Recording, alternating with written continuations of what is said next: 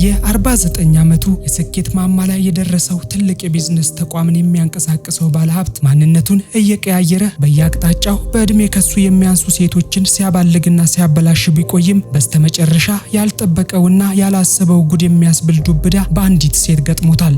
ሰላም ጤና ይስጥልን የተወደዳችሁ እንኳን ወደ እንጉዳይ ሲኒማ በሰላም መጣችሁ። በዛሬው ቪዲዮ አይራን ቱ ዩ የተሰኘውን በ2022 ለእይታ የቀረበውን እጅግ መሳጭ ልብ አንጠልጣይ የሮማንስ ዘውግ የያዘ የፍቅር ፊልም ይዘንላችሁ መጥተናል። እንደምትወዱት አንጠራጠርም። ስትጀምሩ ላይክ እያደረጋችሁ እንድትከታተሉን፣ ሐሳብ አስተያየቶቻችሁን በኮሜንት እየጻፋችሁልን፣ ለቻናላችን አዲስ የሆናችሁ ደግሞ ሰብስክራይብ በማድረግ የደወል ምልክቷን በመጫን ቤተሰብ በመሆን አብራችሁን ቆዩ።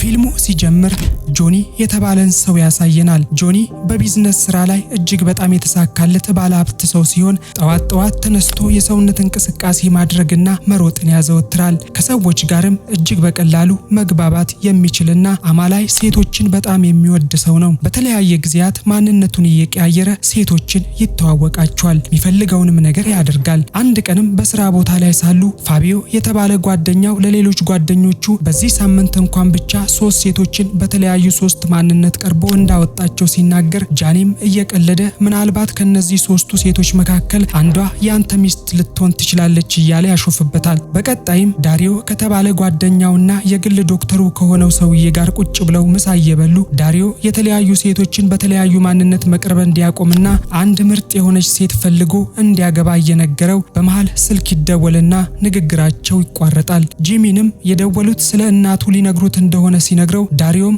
ከእናት ጋር ተታርቃችኋል፣ ደስ የሚል ነገር ነው ሲለው እናቱ ስለሞተች ፈልገው እንደደወሉለት ይነግረዋል። ይደናገጣሉ። ምሳውን በልተው እንደጨረሱም ጃኒም ወደ ቀብር ስነ ስርዓቱ ይሄዳል። በስርዓቱ መሰረት ወንድሙ በቀብሩ ላይ ንግግር ያደርጋል። ተራውን ለጃኒ ከሰጠው በኋላ ጃኒም እንዳዘነ ብዙ ማውራት እንደማይፈልግ ይነግራቸዋል። የጃኒ ወንድም ይመጣና የእናቱን የቤት ቁልፍ ይሰጠዋል። ከቆይታዎችም በኋላ ጃኒ ወደ እናቱ ቤት ይሄድና ቤት ውስጥ ያሉ አንዳንድ ነገሮችን እየተመለከተ ስሜታዊ ይሆናል። እናቱ ስትጠቀምበት የነበረውም ዊልቸር ላይ ይቀመጣል። ቆየት ያለ ሬዲዮ አንስቶ ዘፈን ከፍቶ ማዳመጥ ይጀምራል። በድንገትም የእናቱ ጎረቤት የሆነች ወጣት አሊሺያ ወደ ክፍል ትገባለች። አሊሺያም ራሷን ካስተዋወቀች በኋላ ለደቂቃዎች ሲያወሩ ይቆዩና የበጎ አድራጎት ድርጅት ውስጥ ስለምትሰራ የሚፈልገው ነገር ካለ ልትረዳው እንደምትችልም ትነግሯለች። ጃኒም የእናቱ ዊልቸር ላይ ስለተቀመጠ አካል ጉዳተኛ መስላው እንደሆነ ስለገባው የእውነትም አካል ጉዳተኛ መምሰሉን በትወና ይጀምራል። በነጋታውም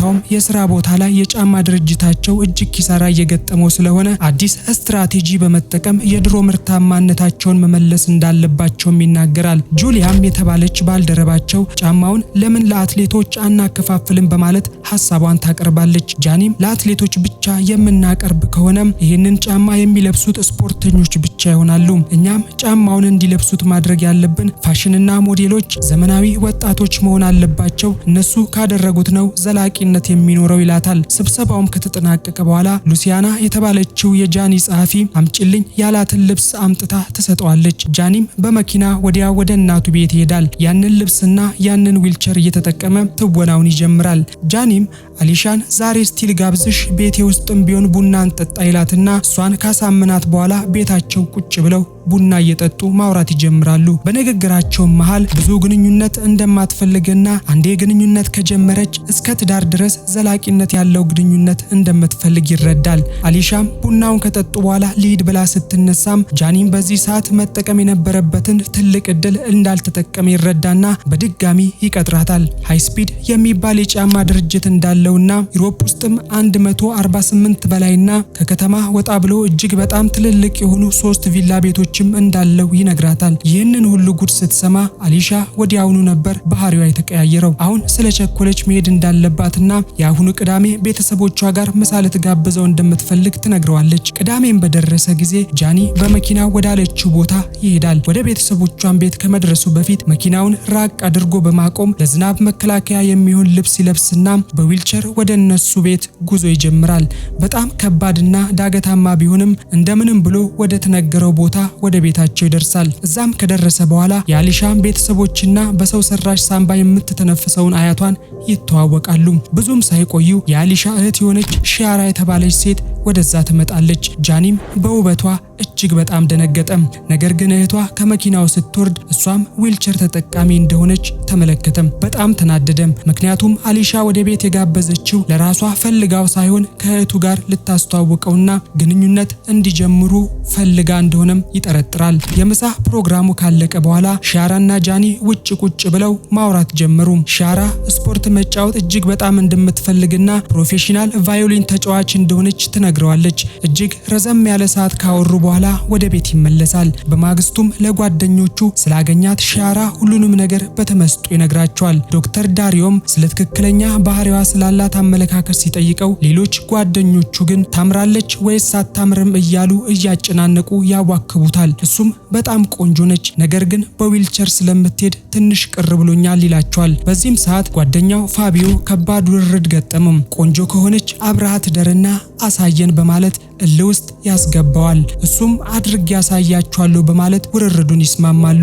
አሊሺያ ጃኒ ጥሎ የሄደውን የዝናብ ልብስ ልትመልስለት ወደ እናቱ ቤት ስትሄድ ጃኒ ስለዋሸው ሁሉ ምንም የማያውቀውን ወንድሙን ነበር ያገኘችው። አሊሺያም ጃኒ አካል ጉዳተኛ መሆኑን እጅግ በጣም የሚያሳዝናት ቢሆንም በተለያዩ ሀገራቶች ላይ የበጎ አድራጎት ስራ መስራቱን እጅግ በጣም እንደምትወድለት ስትናገር ወንድሙም ግራ እየተጋባ ነገሩን ሳያስነቃ ማውራቱን ቀጠለም። በቀጣዩም ቀን ወንድሙም ጃኒን ባገኘው ሰዓት ስለምን አካል ጉዳተኝነት ነው የምታወራው እቺ ሴትዮ በማለት ያፋጥጠዋል። ጃኒም ተዋት ግድ የለህም ይለዋል። የሆነ ነገር ቀባጥረ እቅዴን እንዳታበላሽብኝ እንጂ ምንም ችግር የለውም ብሎ ያስረዳውና ይሄዳል። በማግስቱም ጠዋት ወደ ስራ ሊሄድ እየተዘጋጀ ሳለ የሺያራ አንድ የድምጽ መልእክት ይደርሰዋል። ቅዳሜ እንገናኝ የሚል ነበር። እሱም በሐሳቧ ተስማምቶ ወደ ስራ ይሄዳል።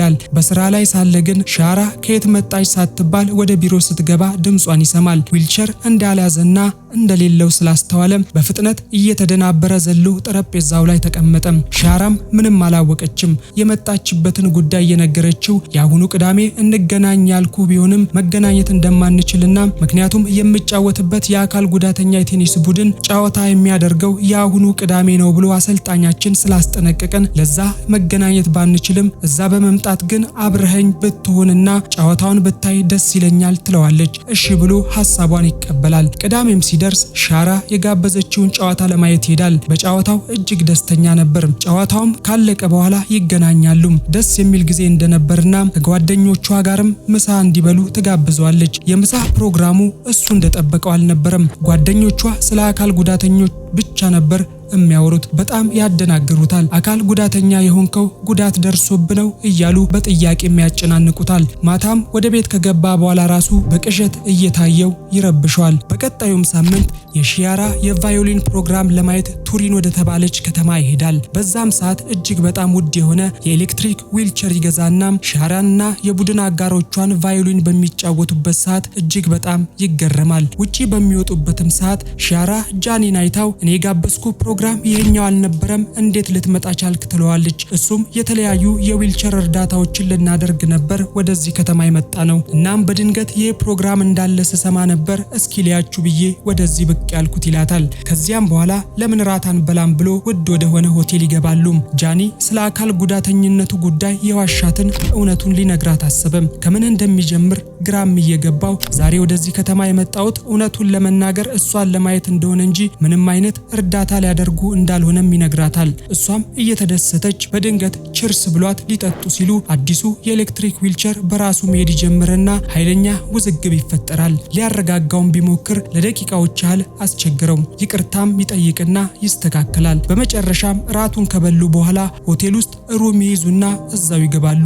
ወዲያው ነበር መሳሳም የጀመሩት። ሁለቱም በጣም ስሜታዊ እየሆኑ ቢሆንም ሺያራ ከዚህ በላይ መሄድ እንደሌለባቸው ትናገርና ታስቆመዋለች። ይሄ ነገር ግን ጃኒን ትንሽ ረብሾትና አበሳጭቶት ነበር። በንጋታው ወደ ከተማቸው ከተመለሱ በኋላ ጃኒ ዳሪዮን ሺያራን እየወደዳት እንደሆነና ፍቅር ሚይዘው ከሆነ ምን ማድረግ እንዳለበት ይጠይቀዋል። ዳሪዮም እየሳቀበት አንተ የ49 የ29 ዓመት ሰውዬ እንደ ሕፃን ይህንን ትጠይቀኛለህ እንዴ በማለት ያሹፍበታል። ምሽት ላይም ጃኒ ሊደውልላትና ራት ሊጋብዛት እንደሚፈልጋት ይነግራታል። በዚህም ይስማማሉ። ጃኒ ከአንዲት ሴት ጋርም ከዓመት በላይ የቆየ ግንኙነት አላቸው። ነገር ግን ይህንን ለማንም አውርቶ አያውቅም ነበር። በሌላ በኩል ሻራና አሊሳም እያወሩ ሻራ ጃኒን በጣም እየወደደችው እንደሆነና እንደዚህ አይነት ወንድ በህይወቷ እንኳን አይታ እንደማታውቅ ትነግራታለች። ምሽት ላይም ሻራ ጃኒ ወደ ጋበዛት ራት ላይ ትሄዳለች። ቤቱ እጅግ በጣም የሚያምር በመሆኑ ትገረማለች። ጃኒ በዚህ ሰዓት ልክ እንደሷ በዊልቸር ነበር ቤት ውስጥ የሚንቀሳቀሰው። ራቱንም መብላት ይጀምሩና ሻራ ይህ ጉዳት እንዲደርስበት ያደረገውን አደጋ ምን እንደሆነ ትጠይቀዋለች። እሱም የኔ ታሪክ ልክ እንደ ፊልም አክተሩ ክሪስቶፈር ይመስላል። እሱ ከፎቅ ላይ ወድቆ ቢሆንም እኔ ከመኪና አደጋ ላይ ተርፌ ነው ይላታል። እሷም እየሳቀች ክሪስቶፈር እኮ ሰዎችን ለመርዳት ሲሞክር ነበር አደጋ የደረሰበት አንተስ ትለዋለች። አዎ ልክ ነሽ፣ እሱ ሰዎችን ሊያድን ሲሞክር ቢሆንም እሱም አሁን ላይ ሰዎችን ለማዳን እየጣረ እንደሆነ እያሳሳቀ ያጫውታታል። ብዙ ካወሩ በኋላ ጃኒ አንድ ሰርፕራይዝ አለኝ ይላትና አንድ ቱቦ መሳይ ነገር በደረቱ ላይ ያስራል። እሷንም እንደዛው እንድታስር ይጠይቃታል። ሪሞቱን ይነካውና ክፍሉ በውሃ መሞላት ይጀምራል። ውሃው ከፍ እያለ ሲመጣ እየተንሳፈፉ አንድ ላይ ይጠጋጋሉ። በተንሳፈፉበት መሳሳም ጀምረው ውሃው ሲቀንስ የሚገርም ግንኙነት ወደ ማድረግ ይገባሉ። ሁሉም ነገር ካለፈ በኋላ ወለሉ ላይ ረጋ ብለው ተኝተዋል። ሻራም እንደዚህ አይነት ስሜት ተሰምቷት እንደማያውቅና በጣም ደስ እንዳላት በጣምም እንደደከማት እየነገረችው ወዲያው እንቅልፍ ይወስዳታል። ጃኒም ወዲያው ስልኩን ያወጣና ለጓደኞቹ ለማሳየት ቀስ ብሎ ፎቶ ተነሳ። በንጋታውም ያነሳውን ፎቶ ያሳያቸዋል። ፋቢዮም ፎቶውን ካየ በኋላ ውርርዱን እንደተሸነፈም ያምናል። ምሽት ላይም ከጃኒ ጋር ከአንድ ዓመት በላይ ግንኙነት የነበራትን ሴት እሱ ቤት ልታደር መጥታ ነበር። በድንገት በሆነ ነገር ይጨቃጨቁና አሁኑኑ ልብሷን ለብሳ ከዚህ ቤት እንድትወጣ ያስጠነቅቃታል። አሁን ላይ ቀናቶች አለፉም። ሻራና ጃኒ በአካልም በስልክም ከተገናኙ ቆይተዋል። ጃኒ ከሻራ ጋር ግንኙነት ከጀመረ በኋላ ድርጅቱ እጅግ በጣም እየወደቀ መሆኑንም ያስተውላል። ባልደረባው ጁሊያንም እኔ ያልኩ ነገር ቢሆን ይሻላል፣ አትሌቶች ቢያስተዋውቁልን አሪፍ ገቢ እናገኛለን ስትለው ጥሏት ይወጣል። በንጋታው ጠዋት ሩጫውን ይሮጣል። ወዲያውኑ ለሻራ ይደውልላትና ሊያገኛት እንደሚፈልግም ይነግራታል። እሷ እሺ በማለት ሐሳቡን ስትቀበል ወዲያው ወደ ቤቷ ይሄዳል። እሷም ካስገባችው በኋላ ቫዮሊን እየተለማመደች ስለሆነ እስክትጨርስ በትዕግስት ትንሽ እንዲጠብቃት ትነግረዋለች። እየተጫወተች ሲያያት እጅግ በጣም ይመሰጣል። ስለ ዋሻት ጉዳይ ሊነግራት እያሰበ ሳያውቀው በስሜት ተነስቶ ይቆማል። እሷ ስትጨርስ ወዲያውኑ ተመልሶ ይቀመጣል። ሻራም ቫዮሊኗን አስቀምጣ ወደሱ ተጠጋች። እጅግ በጣም እየወደደችው እንደሆነ ትነግረውና ልነግርሽ እፈልጋለሁ ያልከኝ ጉዳይ ምንድነው ንገረኝ ትለዋለች። እውነቱን ከነገርኳት አጣታለሁ ብሎ ስለፈራ ወሬ በመቀየር ነገሩን ያረሳሳታል። ሻራ ስለ ቀድሞ እጮኛዋ እየነገረችው በጣም የሚዋደዱ እንደነበርና እሷ እንደዚህ አይነት ጉዳት ከደረሰባት በኋላ ቀስ በቀስ ከሌላ ሴት ጋር ግንኙነት እንደጀመረና በመጨረሻም እውነቱን ስታቅ እንደተጣሉ በዚህ ጉዳይ ልቧ እጅግ በጣም እንደተሰበረም በድጋሚ ልቧ እንዲሰበር እንደማትፈልግ ትነግረዋለች። ጃኒም በጣም ይፈራል። ሊነግራት ያሰበውን ጉዳይ በውስጡ መያዝ እንዳለበትም ይሰማዋል። ሻራም በዚህ ሰዓት ያንተን ጓደኞችን ማስተዋወቀኝ ትለዋለች። እሱም ሐሳቧን ተቀብሎ ዳሪዮና ሎሺያን ሊያስተዋውቃቸው ይዟት ይሄዳል። ዳሪዮ በዚህ ሰዓት ከልቡ የወደዳት ከሆነ እውነቱን መናገር እንዳለበት ይነግረዋል። ጃኒ የቱን መወሰን እንዳለበት ይጨነቃል። ከቆይታም በኋላ እራት እየበሉ ዳሪዮ ጃኒን እውነቱን እንዲነግራት ይነግረዋል። ነገር ግን ጃኒ መናገር የለብኝም በማለት ያመነታል። በወሬ መሃል ሲደናበሩ ሳያውቅ ራሱ ላይ ምግቡን ይደፋል። ዳሪዮም ሊያስታጥበው ወደ ሽንት ቤት ይዞት ይሄዳል። ግንኙነታችሁ እጅግ በጣም እንዲጠነክር የምትፈልግ ከሆነ አሁኑኑ እውነቱን መናገር አለብህ ይለዋል። ጃኒም ጭራሽ እኮ ልንጣላም እንችላለን ይለዋል። እየተጨቃጨቁም ሳለ የሆነ ሰው ሲመጣባቸው ጃኒ በፍጥነት ሽንት ቤት ይገባል። ልብሱን ግን ማውለቅ ረስቶ ተቀመጠም። ከዚያም በኋላ ምሽቱን እዛው ቢያሳልፉም እውነቱን መናገር ፈርቶ አሁንም እንደ አካል ጉዳተኛ ማስመሰሉን ቀጥሏል። የጃኒም ወንድም ወደ አሊሻ ቤት ይሄድና አበባ እየሰጣት ጃኒ የዋሻቸውን አንድ በአንድ ይነግራታል። አሊሻም በፍጥነት በንጋታው ላገኝ ትለውና ሰዎች ፊት በጥፊ ትመታዋለች። በዚህ 2 ቀን ውስጥ የዋሻትን እያንዳንዱን ነገር እንዲነግራት ታስጠነቅቀዋለች። ከሰዓታቶች በኋላም ጃኒ አባቱን ሊያገኝ ይሄዳል። አባቱም በሴቶቹ የሚወደድ ሰው ሲሆን ጃኒም ይሄንን ነገር ሁሉ የተማረው ከአባቱ ነበር።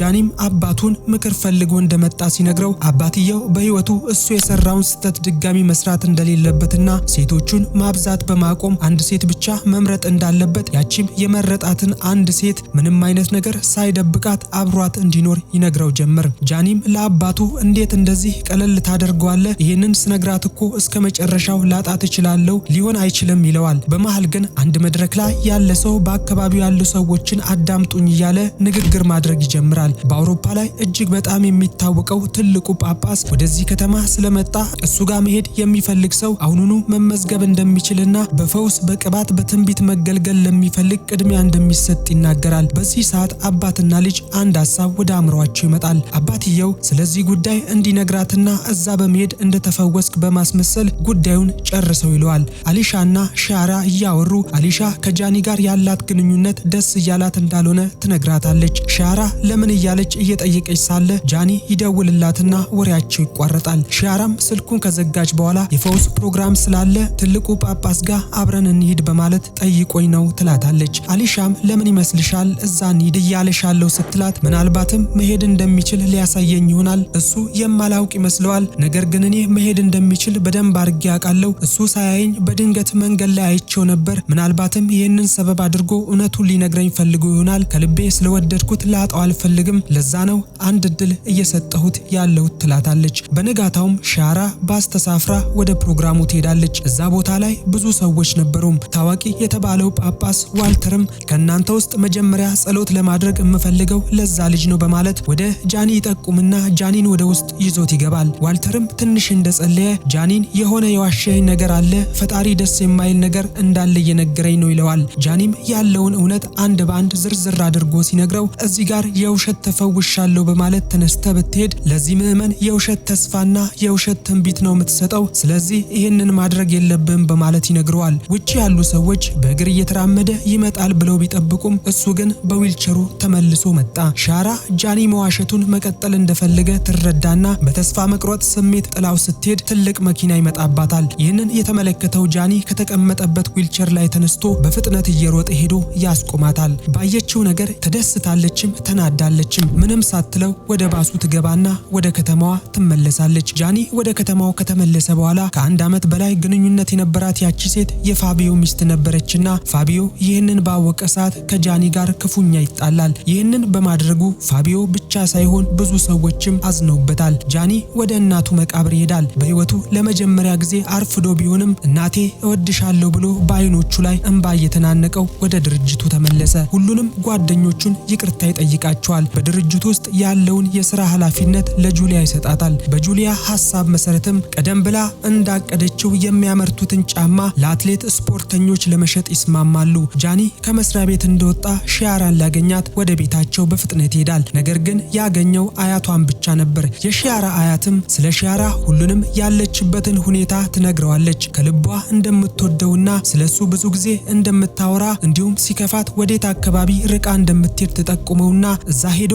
እንዲያገኛት እንዲሁም በድጋሚ ሺያራን ካስከፋት የሚጣላው ከሺያራ ጋር ሳይሆን ከሷ ጋር እንደሆነም በቀልድ መልኩ ትነግረውና በፍጥነት እንዲሄድ ታደርገዋለች። እሱም እሷን ለማግኘት ይሄዳል። በፍጥነት እየነዳ ሺያራ የሄደችበት የነበረውን ባስ ያስቆመዋል። ጃኒም ወደ ሺያራ ተጠግቶ ለመጨረሻ ጊዜ ይቅርታ እንድታደርግለት ይጠይቃታል። ነገር ግን ሺያራ ካሁን በኋላ ምንም አይነት ነገር እንዲኖራት እንደማትፈልግ ትነግረውና ለሹፌሩ መኪናውን እንዲነዳው እየጮኸች ትነግረዋለች። ከዚህ በላይ ሊያስጨንቃት ስላልፈለገ ባረገው ነገር እየተጸጸተ ወደ ከተማው ይመለሳል። እንደተለመደው ማለዳ ጧት ተነስቶ በጣም ረጅም ሰዓት ይሮጣል። በሺያራ ጉዳይም ስለከፋው ሳይታወቀው ረጅም ኪሎ ሜትሮችን ርቆ ነበር እየሮጠ ያለው። በጣምም ሲደክመውና ትንፋሽ ሲያጥረው መንገድ ላይ ያጎነብሳል፣ ዝቅ ይላል። በድንገት ቀና ሲል ሺያራ ዊልቸር ላይ ቁጭ ብላ ይመለከታታል። ምን ልትሰራ እዚህ ከተማ ተመልሳ እንደመጣች በድንጋጤና በመገረም ይጠይቃታል። ሺያራም መቼም ለአካል ጉዳተኞች ዊልቸር ልለግስ ነው የመጣሁት ብዬ እንዳንተ አልዋሽም፣ ስለወደድኩ ስላፈቀርኩ ካንተ መለየት ስላቃተኝ ይቅርታ አድርጌልህ ነው የመጣሁት ትለዋለች። ነገሩ ግራ ባያጋባም በመምጣቷና ይቅርታ ስላደረገችለት ደስ እያለው ተታርቀው ዊልቸር ላይ ታስቀምጠውና ወደ ቤታቸው ይመለሳሉ።